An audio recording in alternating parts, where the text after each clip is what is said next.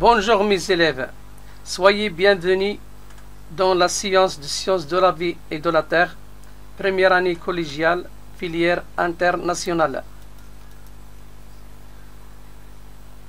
Cette science fait partie de l'unité 2, les phénomènes géologiques externes.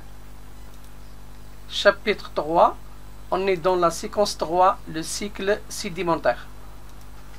Les objectifs de la leçon: connaître la transgression et la régression, déterminer des temps de transgression et de régression, déduire la notion du cycle sédimentaire.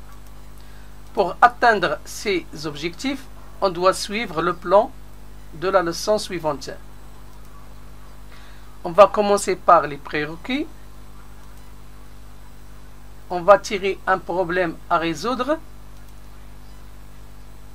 Bien sûr, on va poser des questions à partir desquelles on va faire les activités pour répondre à ces questions. L'activité 1, on va faire la transgression et la régression. On va faire un exercice intégré. Activité 2, on va faire un exemple d'une série transgressive. Pour cela, on va voir une vidéo de la régression et la transgression. Et on va terminer la leçon par un exercice d'évaluation. Les prérequis.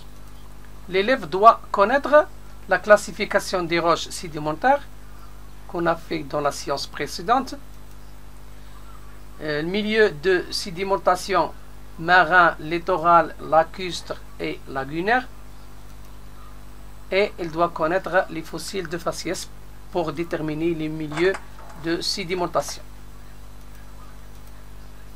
Le problème à résoudre. Les temps géologiques ont connu une alternance de phases de transgression et de régression des mers anciennes sur les continents. Les questions posées: comment reconnaître une série transgressive et une série régressive? Quels sont les événements qui caractérisent un cycle sédimentaire? On va faire l'activité 1 pour répondre à ces questions. L'activité 1, on va parler de la transgression et la régression dans un exercice intégré. Voilà l'exercice. Elle présente deux documents. Le document A et B présente des limites du domaine marin au nord du Maroc en Jurassique inférieur A et en Jurassique supérieur B. Ça, ce sont deux documents qu'on va analyser pour tirer la notion de transgression et la régression. Jurassique, c'est une période de temps que nous avons fait la séance dernière dans l'échelle stratigraphique. Ça, le Jurassique, c'est une période de secondaire. Le temps secondaire qui commence à partir de moins 245 millions d'années jusqu'à moins 65 millions d'années, et le Jurassique commence à partir de moins 200 millions d'années vers 145 millions d'années.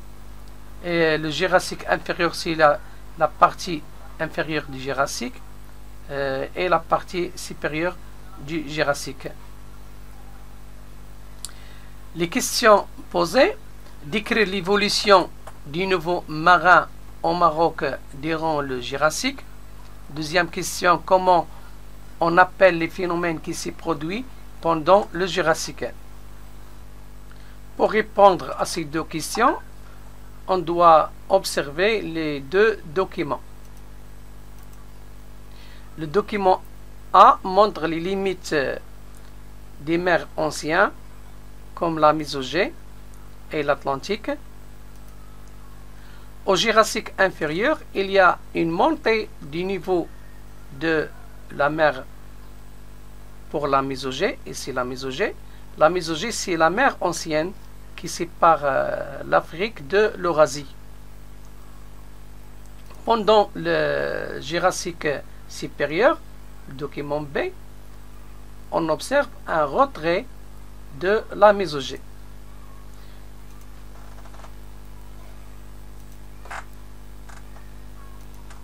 Pour la deuxième question, lorsque la mer avance sur le continent, on parle de transgression. Lorsque la mer se retire, on parle d'une régression. Activité 2, on va traiter un exemple d'une série transgressive et régressive. Pour cela, on va voir un petit vidéo. Pendant la transgression marine, la mer avance sur le continent. Cet avancement conduit à l'abaissement de la terre immergée ou à une élévation du niveau de la mer à cause du mouvement tectonique interne de la terre. Au cours de l'avancement de la mer, elle dépose des éléments détritiques latéralement. Ainsi, dans les zones marginales de faible profondeur se sédimentent les éléments détritiques grossiers, puis on éloigne de la côte, on trouve les éléments détritiques fins, puis les sédiments carbonatés qui caractérisent une grande profondeur. La transgression marine est l'envahissement durable des zones littorales par la mer. Ce changement de niveau de la mer est dû à l'abaissement de la terre immergée ou à une élévation du niveau de la mer à cause des mouvements tectoniques internes de la terre. La transgression marine aboutit à la formation d'une série transgressive qui se caractérise par un granuloclassement décroissant des éléments détritiques du bas en haut. Il se termine par un calcaire d'origine chimique et biochimique. La régression peut être la conséquence de l'abaissement du niveau de la mer ou d'un soulèvement de la croûte terrestre à cause du mouvement tectonique interne de la Terre. Par conséquent, la mer recule en arrière, en dessous de ses limites antérieures. Au cours de la régression, les éléments détritiques se sédimentent et aboutit à la formation d'une série progressive qui se caractérise par le passage progressivement de sédiments carbonatés qui caractérisent une grande profondeur aux sédiments détritiques fins, puis sédiments détritiques grossiers. La succession d'une transgression et d'une régression marine va conduire à la formation d'un cycle sédimentaire qui se caractérise par la sédimentation d'une série transgressive et par une série régressive. Ce qu'il faut retenir: le cycle sédimentaire est la période comprise entre une transgression marine et la régression qui la suit.